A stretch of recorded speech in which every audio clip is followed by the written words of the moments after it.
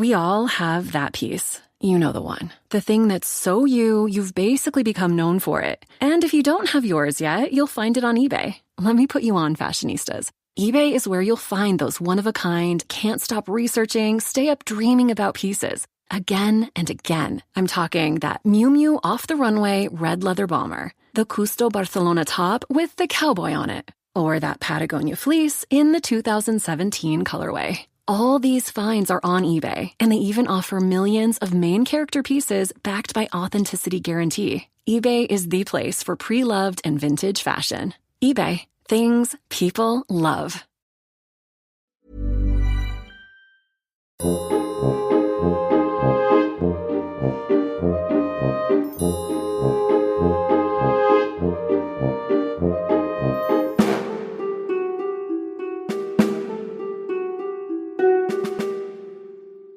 Welcome to Lit Reading.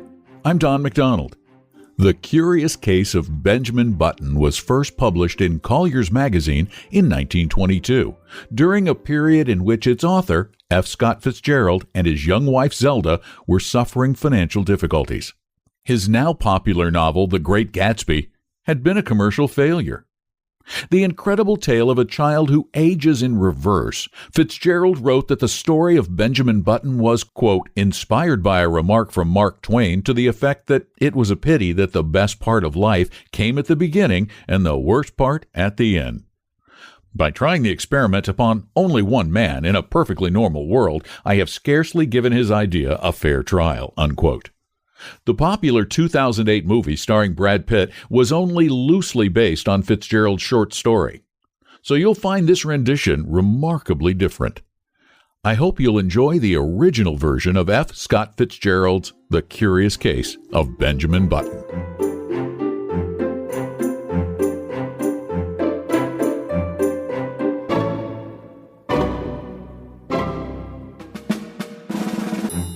As long ago as 1860, it was the proper thing to be born at home. At present, so I'm told, the high gods of medicine have decreed that the first cries of the young shall be uttered upon the anesthetic air of a hospital, preferably a fashionable one. So young Mr. and Mrs. Roger Button were 50 years ahead of style when they decided, one day in the summer of 1860, that their first baby should be born in a hospital. Whether this anachronism had any bearing upon the astonishing history I'm about to set down will never be known. I shall tell you what occurred and let you judge for yourself. The Roger Buttons held an enviable position, both social and financial, in antebellum Baltimore. They were related to the this family and the that family, which, as every Southerner knew, entitled them to membership in that enormous peerage which is largely populated by the Confederacy. This was their first experience with the charming old custom of having babies. Mr. Button was naturally nervous. He hoped it would be a boy so that he could be sent to Yale College in Connecticut, at which institution Mr. Button himself had been known for 4 years by the somewhat obvious nickname of Cuff. On the September morning consecrated to the enormous event, he arose nervously at 6 o'clock, dressed himself, adjusted an impeccable stock, and hurried forth through the streets of Baltimore to the hospital. When he was approximately 100 yards from the Maryland Private Hospital for Ladies and Gentlemen, he saw Dr. Keene, the family physician, descending the front steps, rubbing his hands together with a washing movement, as all doctors are required to do by the unwritten ethics of their profession. Mr. Roger Button, the president of Roger Button and Company Wholesale Hardware, began to run toward Dr. Keene with much less dignity than was expected from a Southern gentleman of that picturesque period. "What happened?" demanded Mr. Button as he came up in a gasping rush. "What is it? How is she? A boy? Who is it? What?" "Talk sense," said Dr. Keene sharply. He appeared somewhat irritated. "Is the child born?" begged Mr. Button. Dr. Keene frowned. "Well, yes, I suppose so, after a fashion." He threw a curious glance at Mr. Button. "Is my wife all right?" "Yes." "Is it a boy or a girl?" "Here now," cried Dr. Keene in a perfect passion of irritation. "I'll ask you to go and see for yourself. Outrageous!" He snapped the last word out in almost one syllable. Then he hurried away, muttering, "Do you imagine a case like this will help my professional reputation? One more would ruin me, ruin anybody." "What's the matter?" demanded Mr. Button, appalled. "Triplets?" "No, not triplets," answered the doctor cuttingly. "What's more, you can go and see for yourself and get another doctor. I brought you into this world, young man, and I've been physician to your family for 40 years, and I'm through with you. I don't want to see you or any of your relatives ever again. Goodbye." Then he turned sharply and without another word climbed into his phaeton, which was waiting at the curbstone, and drove severely away. Mr. Button stood there upon the sidewalk, stupefied and trembling from head to foot. What horrible mishap had occurred? He had suddenly lost all desire to go into the Maryland Private Hospital for Ladies and Gentlemen. It was the greatest difficulty that a moment later he forced himself to mount the steps and enter the front door. A nurse was sitting behind a desk in the opaque gloom of the hall. Swallowing his shame, Mr. Button approached her. "Good morning," she remarked, looking up at him pleasantly. Good morning. I am Mr. Button." At this, a look of utter terror spread itself over the girl's face. She rose to her feet and seemed about to fly from the hall, restraining herself only with the most apparent difficulty. "I want to see my child," said Mr. Button. The nurse gave a little scream. "Oh, of course," she cried hysterically. Upstairs, right upstairs. Go up." She pointed the direction, and Mr. Button, bathed in a cool perspiration, turned falteringly and began to mount to the second floor. In the upper hall, he addressed another nurse who approached him, basin in hand. "I'm Mr. Button. I want to see my—" Clank. The basin clattered to the floor and rolled in the direction of the stairs. Clank, clank. It began a methodical descent, as if sharing in the general terror which this gentleman provoked. "I want to see my child," Mr. Button almost shrieked. He was on the verge of collapse. Clank. The basin had reached the first floor. The nurse regained control of herself and threw Mr. Button a look of hearty contempt. "All right, Mr. Button," she agreed in a hushed voice. "Very well. But if you knew what a state it's put us all in this morning, it's perfectly outrageous. The hospital will never have the ghost of a reputation after—" "Hurry!" he cried hoarsely. "I can't stand this." "Come this way, Mr. Button." He dragged himself after her. At the end of a long hall, they reached a room from which proceeded a variety of howls. Indeed, a room which in later parlance would have been known as the crying room. They entered. Ranged around the walls were half a dozen white enameled rolling cribs, each with a tag tied to the head. "Well," gasped Mr. Button, "which is mine?" "There," said the nurse. Mr. Button's eyes followed her pointing finger, and this is what he saw. Wrapped in a voluminous white blanket and partly crammed into one of the cribs, there sat an old man apparently about 70 years of age. His sparse hair was almost white, and from his chin dripped a long, smoke-colored beard, which waved absurdly back and forth, fanned by the breeze coming in at the window. He looked up at Mr. Button with dim, faded eyes in which lurked a puzzled question. "Am I mad?" thundered Mr. Button, his terror resolving into rage. "Is this some ghastly hospital joke?" "It doesn't seem like a joke to us," replied the nurse severely, "and I don't know whether you're mad or not, but that is most certainly your child." The cool perspiration redoubled on Mr. Button's forehead. He closed his eyes, and then opening them, looked again. There was no mistake. He was gazing at a baby of 70, a baby whose feet hung over the sides of the crib in which he was reposing. The old man looked placidly from one to the other for a moment, and then suddenly spoke in a cracked and ancient voice. "Are you my father?" he demanded. Mr. Button and the nurse started violently. "Because if you are, I wish you would get me out of this place, or at least get them to put a comfortable rocker in here." "Where in God's name did you come from? Who are you?" burst out Mr. Button frantically. "I can't tell you exactly who I am," replied the querulous whine, "because I've only been born a few hours, but my last name is certainly Button." "You lie!" The old man turned wearily to the nurse. "Nice way to welcome a newborn child," he complained in a weak voice. "Tell him he's wrong, why don't you?" "You're wrong, Mr. Button," said the nurse severely. "This is your child, and you'll have to make the best of it. We're going to ask you to take him home with you as soon as possible, sometime today." "Home?" repeated Mr. Button incredulously. "We can't have him here. We really can't, you know." "I'm right glad of it," whined the old man. "This is a fine place to keep a youngster of quiet tastes. With all this yelling and howling, I haven't been able to get a wink of sleep. I asked for something to eat." Here his voice rang to a shrill note of protest. "And they brought me a bottle of milk!" Mr. Button sat down upon a chair near his son and concealed his face in his hands. "My heavens," he murmured in an ecstasy of horror. "What will people say? What must I do?" "You'll have to take him home," insisted the nurse, "immediately." A grotesque picture formed itself with dreadful clarity before the eyes of the tortured man, a picture of himself walking through the crowded streets of the city with this appalling apparition stalking by his side. I can't, he moaned. People would stop to speak to him. And what was he going to say? He would have to introduce this septuagenarian? "This is my son, born early this morning."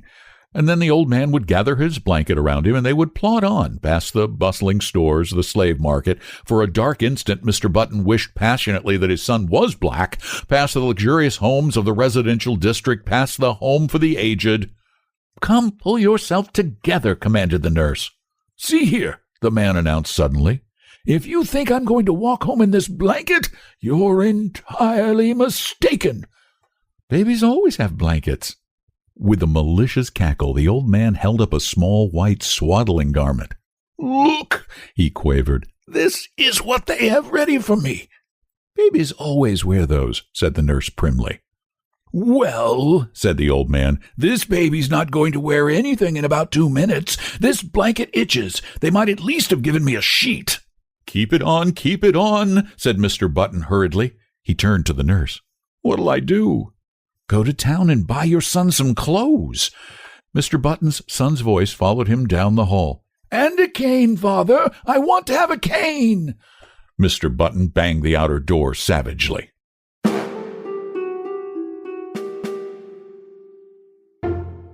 Chapter 2.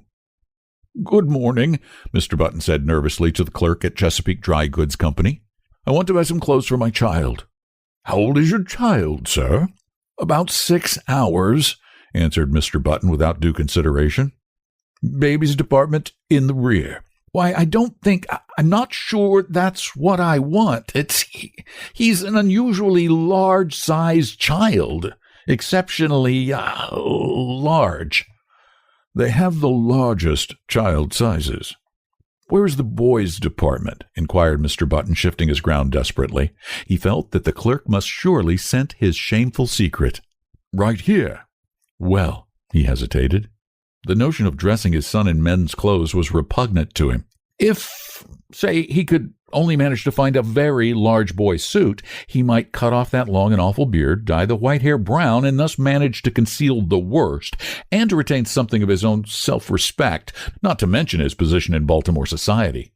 But a frantic inspection of the boys' department revealed no suits to fit the newborn Button. He blamed the store, of course. In such cases, it is the thing to blame the store. "How old do you say that boy of yours was?" demanded the clerk curiously. "He's 16. "Oh, I beg your pardon. I thought you said 6 hours. You'll find the use department in the next aisle." Mr. Button turned miserably away. Then he stopped, brightened, and pointed his finger toward a dress dummy in the window display.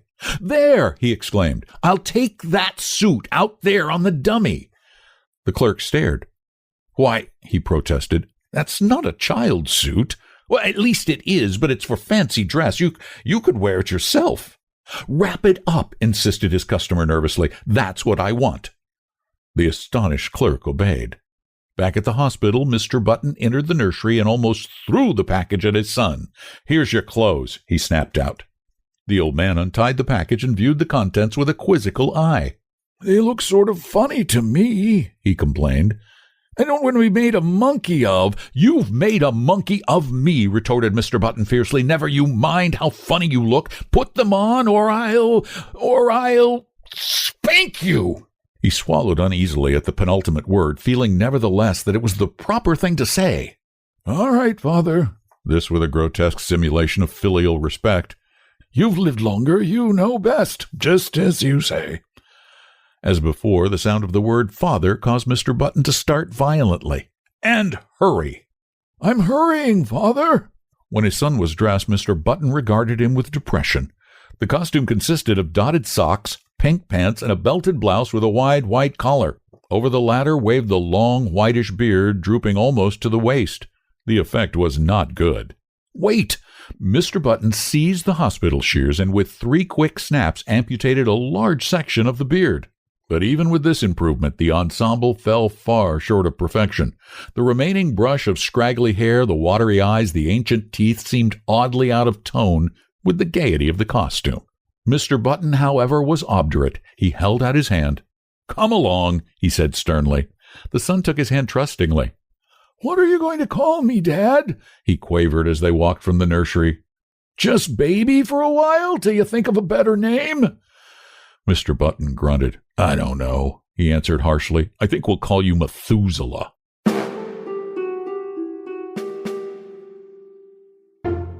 Chapter 3.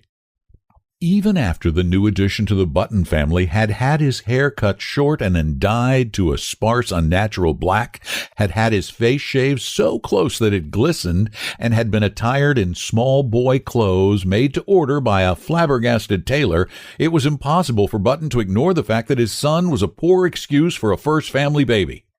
Despite his aged stoop, Benjamin Button, for it was by this name they called him instead of the appropriate but invidious Methuselah, was 5 feet 8 inches tall. His clothes did not conceal this, nor did the clipping and dyeing of his eyebrows disguise the fact that the eyes under were faded and watery and tired. In fact, the baby nurse who had been engaged in advance left the house after one look in a state of considerable indignation. But Mr. Button persisted in his unwavering purpose. Benjamin was a baby, and a baby he should remain. At first, he declared if Benjamin didn't like warm milk, he could go without food altogether, but he was finally prevailed upon to allow his son bread and butter, and even oatmeal by way of a compromise. One day he brought home a rattle, and giving it to Benjamin, insisted in no uncertain terms that he should play with it. Whereupon the old man took it with a weary expression and could be heard jingling it obediently at intervals throughout the day. There can be no doubt, though, that the rattle bored him, and that he found other and more soothing amusements when he was left alone. For instance, Mr. Button discovered one day that during the preceding week he had smoked more cigars than ever before, a phenomenon which was explained a few days later when, entering the nursery unexpectedly, he found the room full of faint blue haze and Benjamin, with a guilty expression on his face, trying to conceal the butt of a dark Havana.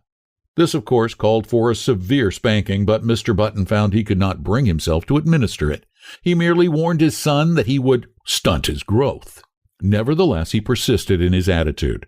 He brought home lead soldiers. He brought home toy trains. He brought large, pleasant animals made of cotton, and to perfect the illusion which he was creating, for himself at least, he passionately demanded of the clerk in the toy store whether the paint would come off the pink duck if the baby put it in his mouth. But despite all his father's efforts, Benjamin refused to be interested.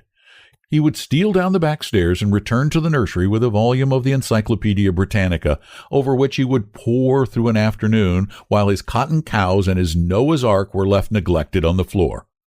Against such stubbornness, Mr. Button's efforts were of little avail. The sensation created in Baltimore was at first prodigious. What the mishap could have cost the Buttons and their kinfolk socially cannot be determined, for the outbreak of the Civil War drew the city's attention to other things. A few people who were unfailingly polite racked their brains for compliments to give to the parents and finally hit upon the ingenious device of declaring that the baby resembled his grandfather, a fact which, due to the standard state of decay common to all men of 70, could not be denied.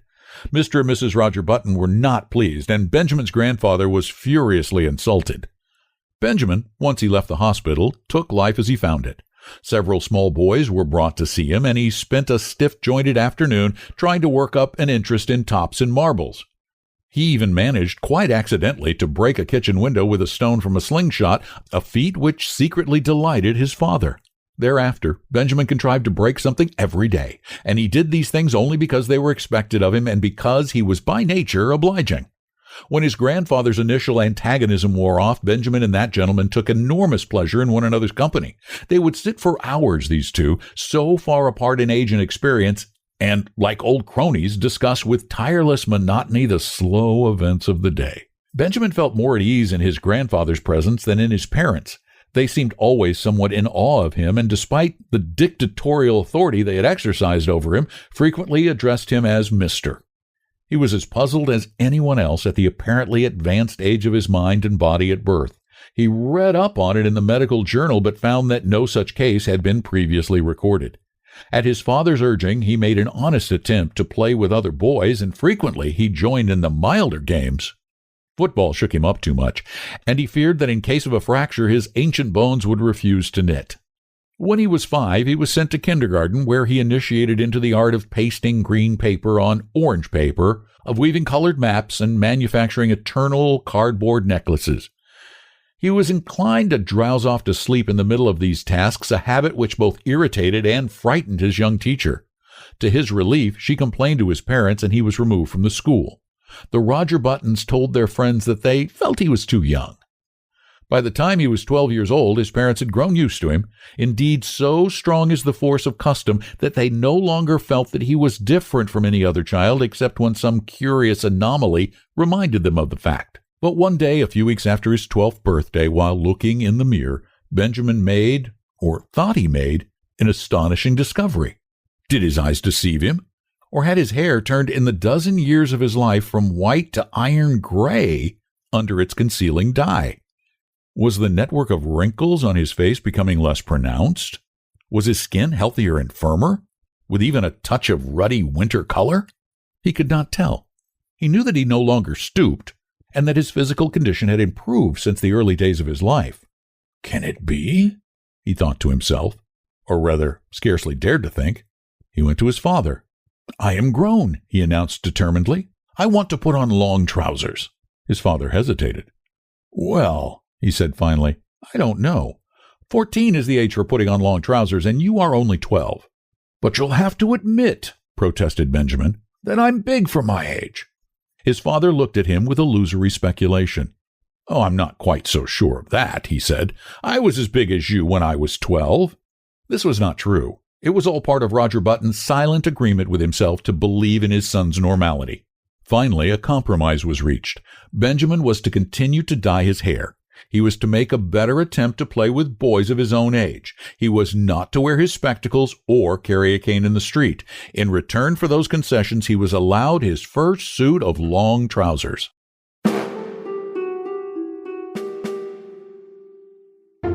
Chapter 4. Of the life of Benjamin Button between his 12th and 21st year, I intend to say little. Suffice to say that they were years of normal ungrowth.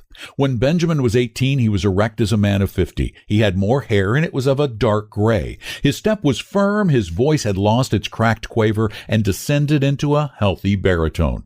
So his father sent him to Connecticut to take examinations for entrance to Yale College. Benjamin passed his examination and became a member of the freshman class. On the 3rd day following his matriculation, he received a notification from Mr. Hart, the college registrar, to call at his office and arrange his schedule.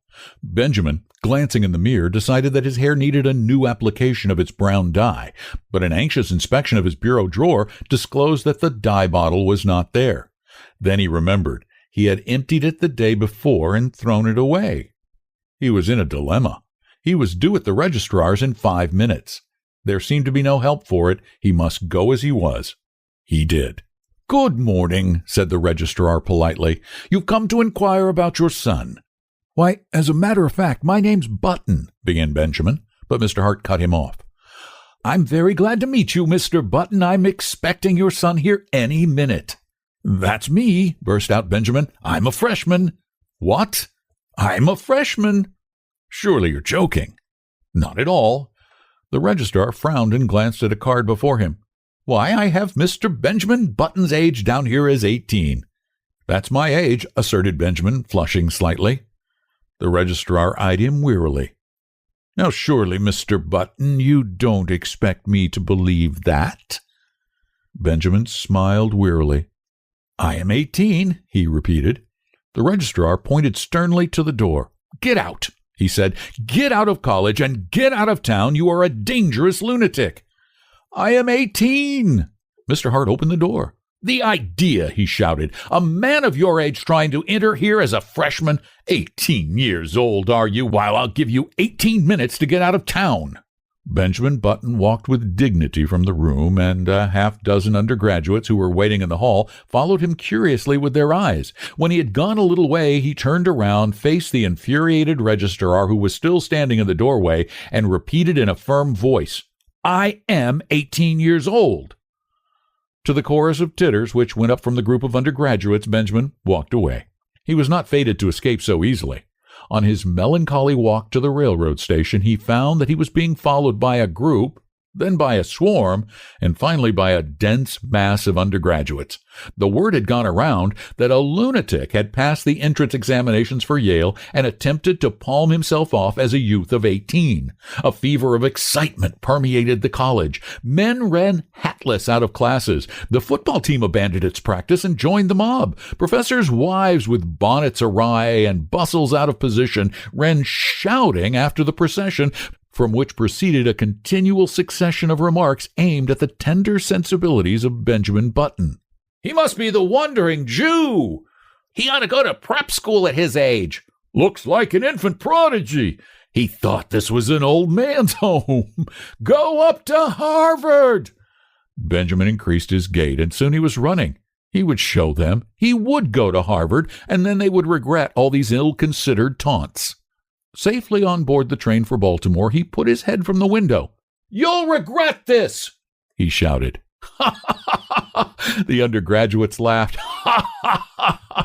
It was the biggest mistake that Yale College had ever made.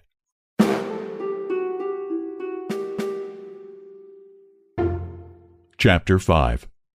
In 1880, Benjamin Button was 20 years old, and he signalized his birthday by going to work for his father in Roger Button & Company Wholesale Hardware. It was in the same year that he began going out socially. That is, his father insisted on taking him to several fashionable dances. Roger Button was now 50, and he and his son were more and more companionable.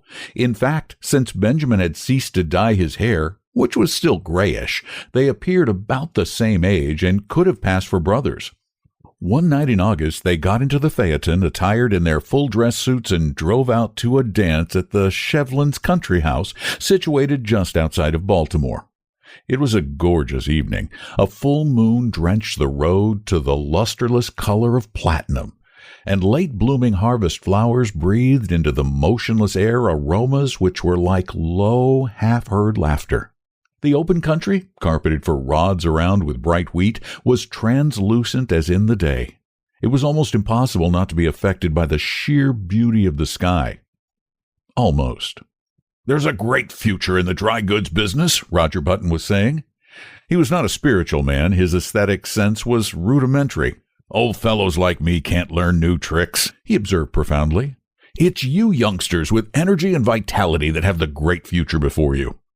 Far up the road, the lights of the Shevlin's country house drifted into view, and presently there was a sighing sound that crept persistently toward them. It might have been the fine plaint of violins or the rustle of the silver wheat under the moon. They pulled up behind a handsome brougham whose passengers were disembarking at the door. A lady got out, then an elderly gentleman, then another young lady, beautiful as sin. Benjamin started. An almost chemical change seemed to dissolve and recompose the very elements of his body. A rigor passed over him. Blood rose into his cheeks, his forehead, and there was a steady thumping in his ears. It was first love. The girl was slender and frail, with hair that was ashen under the moon and honey-colored under the sputtering gas lamps on the porch. Over her shoulders was thrown a Spanish mantilla of softest yellow. Butterflied in black, her feet were glittering buttons at the hem of her bustled dress. Roger Button leaned over to his son. "That," he said, "is young Hildegard Moncrief, the daughter of General Moncrief." Benjamin nodded coldly. "Pretty little thing," he said indifferently. But when the Negro boy had led the buggy away, he added, "Dad, you might introduce me to her." They approached a group of which Miss Moncrief was the center. Reared in the old tradition, she curtsied low before Benjamin. Yes, he might have a dance. He thanked her and walked away, staggered away. The interval until the time for his turn should arrive dragged itself out interminably. He stood close to the wall, silent, inscrutable, watching with murderous eyes the young bloods of Baltimore as they eddied around Hildegard Moncrief, passionate admiration in their faces.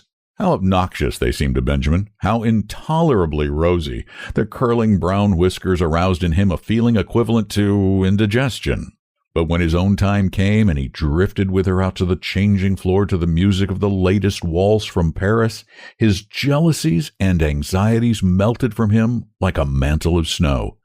Blind with enchantment, he felt that life was just beginning. "You and your brother got here just as we did, didn't you?" asked Hildegard, looking up at him with eyes that were like bright blue enamel. Benjamin hesitated. If she took him for his father's brother, would it be best to enlighten her? He remembered his experience at Yale, so he decided against it. It would be rude to contradict a lady. It would be criminal to mar this exquisite occasion with the grotesque story of his origin. Later, perhaps. So he nodded, smiled, listened, was happy. "I like men of your age," Hildegard told him. "Young boys are so idiotic. They tell me how much champagne they drink at college and how much money they lose playing cards. Men of your age know how to appreciate women." Benjamin felt himself on the verge of a proposal. With an effort, he choked back the impulse. "You're just the romantic age," she continued. 50. 25 is too worldly wise. 30 is apt to be pale from overwork. 40 is the age for long stories that take the whole cigar to tell. 60 is too near 70. But 50 is the mellow age. I love 50. 50 seemed to Benjamin a glorious age. He longed passionately to be 50. "I've always said," went on Hildegard, "that I'd rather marry a man of 50 and be taken care of than marry a man of 30 and take care of him." For Benjamin, the rest of the evening was bathed in a honey-colored mist. Hildegard gave him 2 more dances, and they discovered that they were marvelously in accord on all the questions of the day. She was to go driving with him on the following Sunday, and they would discuss all these questions further. Going home in the phaeton just before the crack of dawn, when the first bees were humming and the fading moon glimmered in the cool dew, Benjamin knew vaguely that his father was discussing wholesale hardware. "And what do you think should merit our biggest attention after hammers and nails?" the elder Button was saying. "Love," replied Benjamin absent-mindedly. "Lugs?" exclaimed Roger Button. "Why, I've just covered the question of lugs." Benjamin regarded him with dazed eyes just as the eastern sky was suddenly cracked with light and an oriole yawned piercingly in the quickening trees.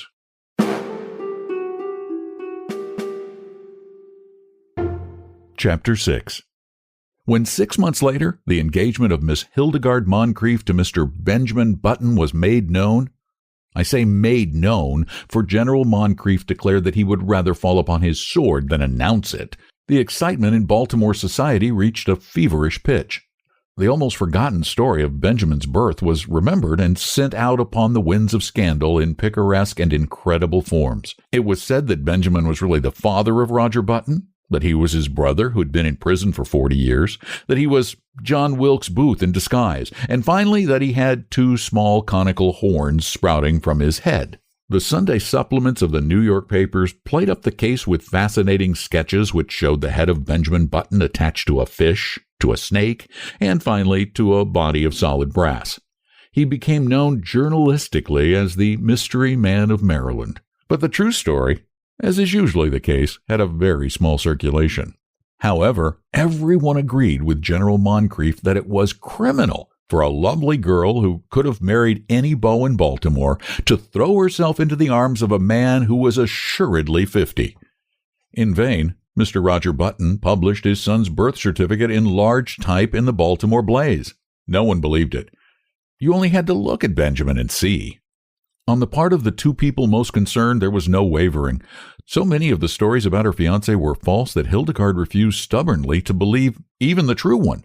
In vain, General Moncrief pointed out to her the high mortality among men of 50, or at least among men who looked 50. In vain, he told her of the instability of the wholesale hardware business. Hildegard had chosen to marry for mellowness, and marry she did.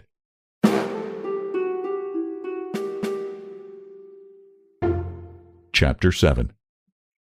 In one particular, at least, the friends of Hildegard Moncrief were mistaken. The wholesale hardware business prospered amazingly. In the 15 years between Benjamin Button's marriage in 1880 and his father's retirement in 1895, the family fortune was doubled, and this was due largely to the younger member of the firm. Needless to say, Baltimore eventually received the couple to its bosom. Even old General Moncrief became reconciled to his son-in-law when Benjamin gave him the money to bring out his History of the Civil War in 20 volumes, which had been refused by 9 prominent publishers. In Benjamin himself, 15 years had wrought many changes. It seemed to him that the blood flowed with new vigor through his veins. It began to be a pleasure to rise in the morning, to walk with an active step along the busy, sunny street, to work untiringly with his shipments of hammers and his cargoes of nails. It was in 1890 that he executed his famous business coup. He brought up the suggestion that all nails used in nailing up the boxes in which the nails are shipped are the property of the shippee. A proposal which became a statute was approved by Chief Justice Facile and saved Roger Button and Company Wholesale Hardware more than 600 nails every year. In addition, Benjamin discovered that he was becoming more and more attracted by the gay side of life. It was typical of his growing enthusiasm for pleasure that he was the first man in the city of Baltimore to own and run an automobile. Meeting him on the street, his contemporaries would stare enviously at the picture he made of health and vitality. "He seems to grow younger every year," they would remark. And if old Roger Button, now 65 years old, had failed at first to give a proper welcome to his son, he atoned at last by bestowing on him what amounted to adulation. And here we come to an unpleasant subject which it will be well to pass over as quickly as possible. There was only one thing that worried Benjamin Button. His wife had ceased to attract him. At the time, Hildegard was a woman of 35, with a son, Roscoe, 14 years old. In the early days of their marriage, Benjamin had worshipped her. But as the years passed, her honey-colored hair became an unexciting brown. The blue enamel of her eyes assumed the aspect of cheap crockery. Moreover, and most of all, she had become too settled in her ways, too placid, too content, too anemic in her excitements, and too sober in her taste. As a bride, it had been she who had dragged Benjamin to dances and dinners. Now conditions were reversed. She went out socially with him, but without enthusiasm, devoured already by that eternal inertia which comes to live with each of us one day and stays with us to the end. Benjamin's discontent waxed stronger. At the outbreak of the Spanish-American War in 1898, his home had for him so little charm that he decided to join the army. With his business influence, he obtained a commission as captain and proved so adaptable to the work that he was made a major and finally a lieutenant colonel just in time to participate in the celebrated charge up San Juan Hill. He was slightly wounded and received a medal. Benjamin had become so attached to the activity and excitement of army life that he regretted to give it up. But his business required attention, so he resigned his commission and came home. He was met at the station by a brass band and escorted to his house.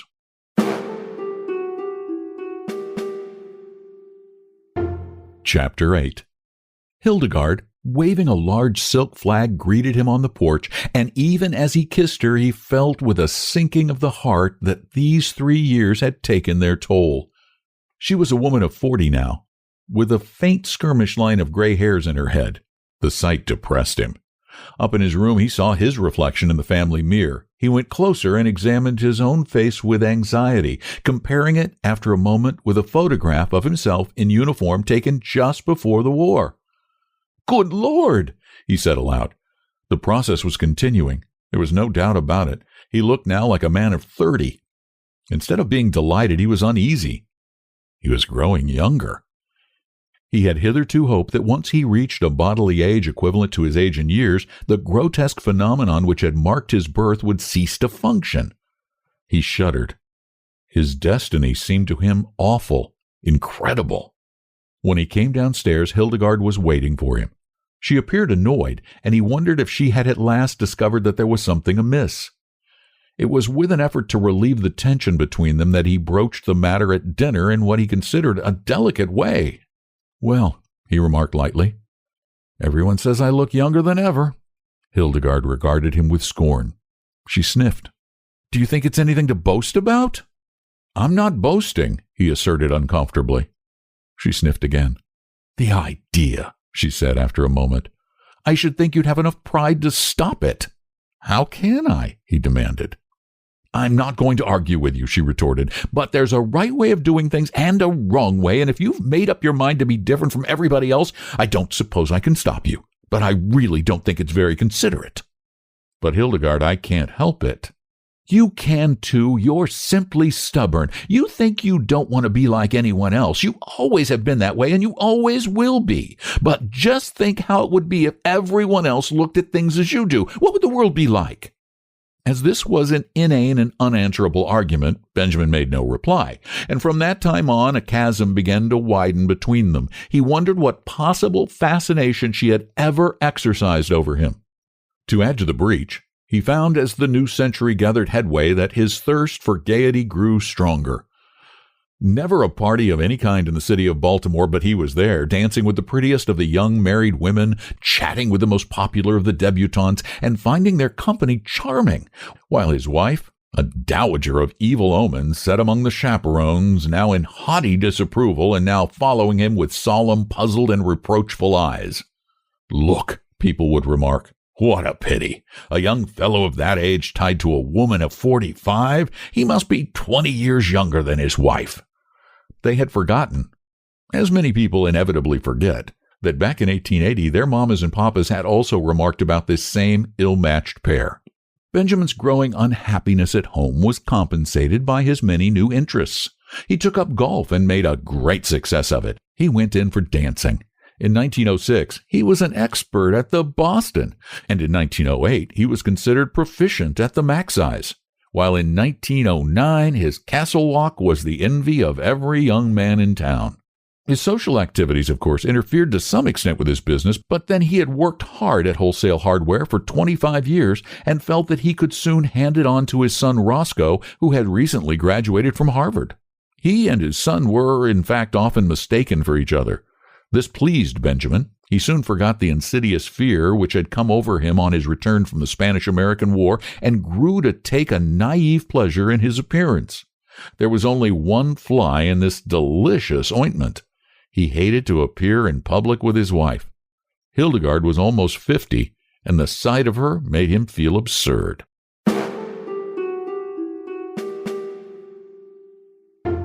Chapter 9. One September day in 1910, a few years after Roger Button and Company Wholesale Hardware had been handed over to young Roscoe Button, a man apparently about 20 years old entered himself as a freshman at Harvard University in Cambridge. He did not make the mistake of announcing that he would never see 50 again, nor did he mention the fact that his son had been graduated from the same institution 10 years before. He was admitted and almost immediately attained a prominent position in the class, partly because he seemed a little older than the other freshmen, whose average age was about 18. But his success was largely due to the fact that in the football game with Yale, he played so brilliantly, with so much dash and with such a cold, remorseless anger that he scored 7 touchdowns and 14 field goals for Harvard and caused one entire 11 of Yale men to be carried out singly from the field unconscious. He was the most celebrated man in college. Strange to say, in his third or junior year, he was scarcely able to make the team. The coaches said that he'd lost weight, and it seemed to the more observant among them that he was not quite as tall as before. He made no touchdowns. Indeed, he was retained on the team chiefly in hope that his enormous reputation would bring terror and disorganization to the Yale team. In his senior year, he did not make the team at all. He had grown so slight and frail that one day he was taken by some sophomores for a freshman, an incident which humiliated him terribly. He became known as something of a prodigy, a senior who was surely no more than 16, and he was often shocked at the worldliness of some of his classmates. His studies seemed harder to him. He felt they were too advanced. He had heard his classmates speak of St. Midas, the famous preparatory school at which so many of them had prepared for college, and he determined after his graduation to enter himself at St. Midas, where the sheltered life among boys his own size would be more congenial to him. Upon his graduation in 1914, he went home to Baltimore with his Harvard diploma in his pocket. Hildegard was now residing in Italy, so Benjamin went to live with his son Roscoe. But though he was welcomed in a general way, there was obviously no heartiness in Roscoe's feeling toward him. There was even perceptible a tendency on his son's part to think that Benjamin, as he moped about the house in adolescent mooniness, was somewhat in the way. Roscoe was married now and prominent in Baltimore life, and he wanted no scandal to creep out in connection with his family. Benjamin, no longer persona grata with the debutantes and the younger college set, found himself left much alone except for the companionship of 3 or 4 15-year-old boys in the neighborhood. His idea of going to St. Midas School recurred to him. "Say," he said to Roscoe one day, "I've told you over and over that I want to go to prep school." "Well, go then," replied Roscoe shortly. The matter was distasteful to him, and he wished to avoid a discussion. "I can't go alone," said Benjamin helplessly. "You'll have to enter me and take me up there." "I haven't got the time," declared Roscoe abruptly. His eyes narrowed, and he looked uneasily at his father. "As a matter of fact," he added, "you'd better not go on with this business much longer. You better pull up short. You better... He paused and his face crimsoned and he sought for words. "You better turn right around and start back the other way. This has gone too far to be a joke. It isn't funny any longer. You behave yourself." Benjamin looked at him on the verge of tears. "And another thing," continued Roscoe. "When visitors are in this house, I want you to call me Uncle, not Roscoe, but Uncle. Do you understand? It looks absurd for a boy of 15 to call me by my first name. Perhaps you better call me Uncle all the time, so you'll get used to it." With a harsh look at his father, Roscoe turned away.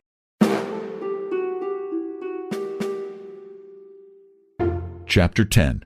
At the termination of this interview, Benjamin wandered dismally upstairs and stared at himself in the mirror.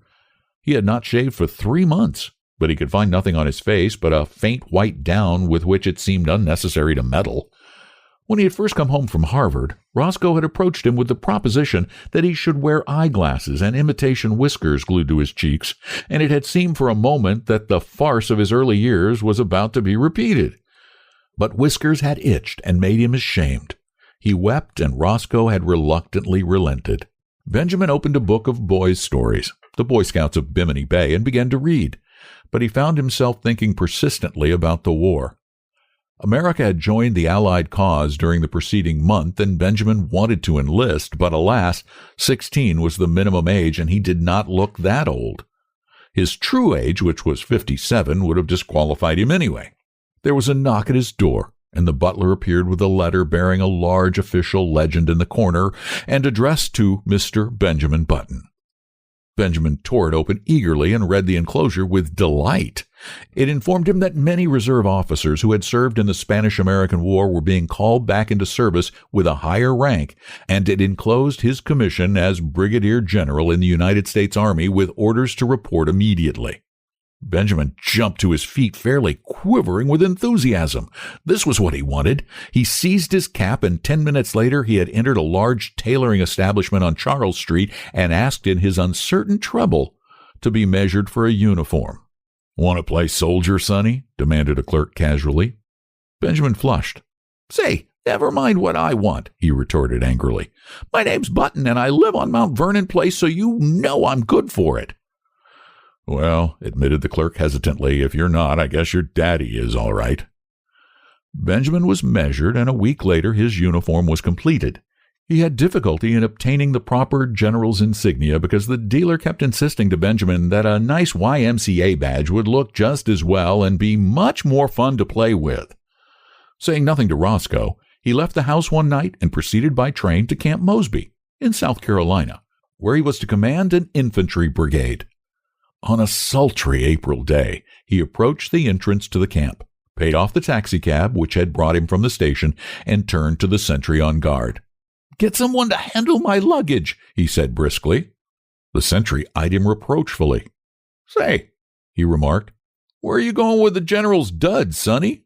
Benjamin, veteran of the Spanish-American War, whirled upon him with fire in his eye, but alas, with a changing treble voice. "Come to attention!" He tried to thunder. He paused for breath, and then suddenly saw the sentry snap his heels together and bring his rifle to the present. Benjamin concealed a smile of gratification, but when he glanced around, his smile faded. It was not he who had inspired obedience, but an imposing artillery colonel who was approaching on horseback. "Colonel!" called Benjamin shrilly. The colonel came up, drew rein, and looked coolly down at him with a twinkle in his eyes. "Whose little boy are you?" he demanded kindly.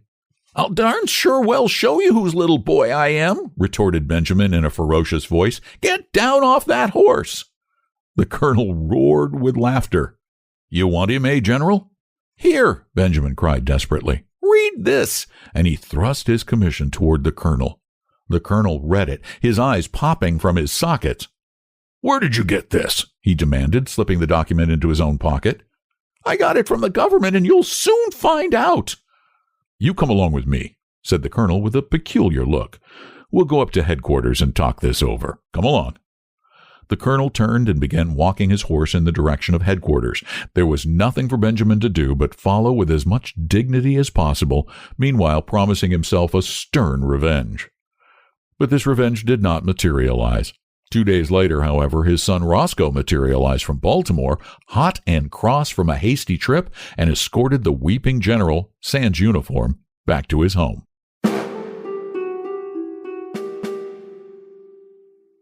Chapter 11. In 1920, Roscoe Button's first child was born. During the attendant festivities, however, no one thought it the thing to mention that the little grubby boy, apparently about 10 years of age, who played around the house with lead soldiers and a miniature circus, was the new baby's own grandfather. No one disliked the little boy, whose fresh, cheerful face was crossed with just a hint of sadness, but to Roscoe Button his presence was a source of torment. In the idiom of his generation, Roscoe did not consider the matter efficient. It seemed to him that his father, in refusing to look 60, had not behaved like a red-blooded he-man. This was Roscoe's favorite expression, but in a curious and perverse manner. Indeed, to think about the matter for as much as half an hour drove him to the edge of insanity. Roscoe believed that live wire should keep young, but carrying it out on such a scale was inefficient. And there Roscoe rested. 5 years later, Roscoe's little boy had grown old enough to play childish games with little Benjamin under the supervision of the same nurse. Roscoe took them both to kindergarten on the same day, and Benjamin found that playing with little strips of colored paper, making mats and chains and curious and beautiful designs, was the most fascinating game in the world. Once he was bad and had to stand in the corner. Then he cried. But for the most part, there were gay hours in the cheerful room with the sunlight coming in the windows and Miss Bailey's kind hand resting for a moment now and then in his tousled hair. Roscoe's son moved up into the first grade after a year, but Benjamin stayed on in the kindergarten. He was very happy. Sometimes when other tots talked about what they would do when they grew up, a shadow would cross his little face as if in a dim, childish way he realized that those were things in which he was never to share. The day flowed on in monotonous content. He went back a third year to the kindergarten, but he was too little now to understand what the bright, shining strips of paper were for. He cried because the other boys were bigger than he, and he was afraid of them. The teacher talked to him, but though he tried to understand, he could not understand at all. His nurse, Nana, in her starched gingham dress, became the center of his tiny world. On bright days, they walked in the park. Nana would point at a great gray monster and say, "Elephant," and Benjamin would say it after her. And when he was being undressed for bed that night, he would say it over and over to her, "Elephant, elephant, elephant." Sometimes Nana let him jump on the bed, which was fun, because if you sat down exactly right, it would bounce you up on your feet again. And if you said "ah" for a long time while you jumped, you got a very pleasing broken vocal effect. He loved to take a big cane from the hat rack and go around hitting chairs and tables with it and saying, "Fight, fight, fight." When there were people there, the old ladies would cluck at him, which interested him, and the young ladies would try to kiss him, which he submitted to with mild boredom. And when the long day was done at 5 o'clock, he would go upstairs with Nana and be fed oatmeal and nice, soft, mushy foods with a spoon. There were no troublesome memories in his childish sleep. No token came to him of his brave days at college, of the glittering years when he flustered the hearts of many girls. There were only the white safe walls of his crib, and Nana, and a man who came to see him sometimes, and a great big orange ball that Nana pointed at just before his twilight bed hour and called Sun. When the sun went, his eyes were sleepy. There were no dreams to haunt him. The past, the wild charge at the head of his men up San Juan Hill, the first years of his marriage when he worked late into the summer dusk down in the busy city for young Hildegard whom he loved, the days before that when he sat smoking far into the night in the gloomy old Button House on Monroe Street with his grandfather, all these had faded like unsubstantial dreams from his mind as though they had never been. He did not remember. He did not remember clearly whether the milk was warm or cool at his last feeding, or how the days passed. There was only his crib and Nana's familiar presence. And then he remembered nothing. When he was hungry, he cried. That was all. Through the noons and nights he breathed, and over him there were soft mumblings and murmurings that he scarcely heard, and faintly differentiated smells, and light, and darkness. Then it was all dark, and his white crib, and the dim faces that moved above him, and the warm, sweet aroma of the milk faded out altogether from his mind.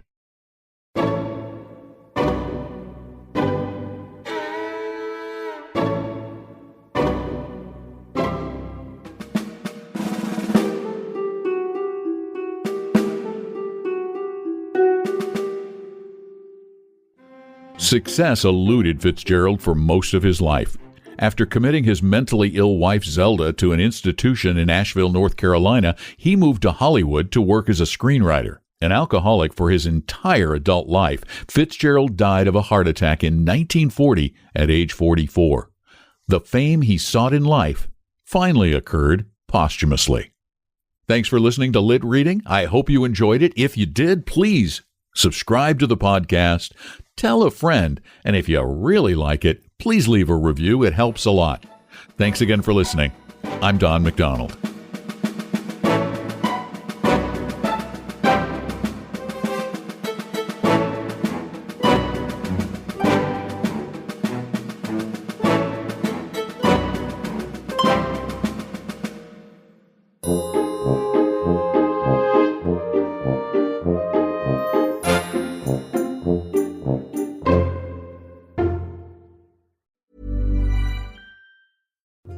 For Mervis Diamond Importers, this is Ronnie Mervis. Before you tie the knot, you should explore our Viraggio engagement and wedding rings. The styles are out of this world with mind-blowing design options. Viraggio is the only designer who allows you to personalize your ring exactly the way you want it. The sky is the limit. Each ring is crafted to the highest quality. When you pair your Viraggio ring with the unmatched beauty of a world-famous Mervis diamond, you have a ring which is truly like no other. It will be the talk of the town. Your friends will be envious. Mervis means more diamonds, better quality, and the most value. And with easy Mervis financing, you can get her dream diamond now. Don't wait.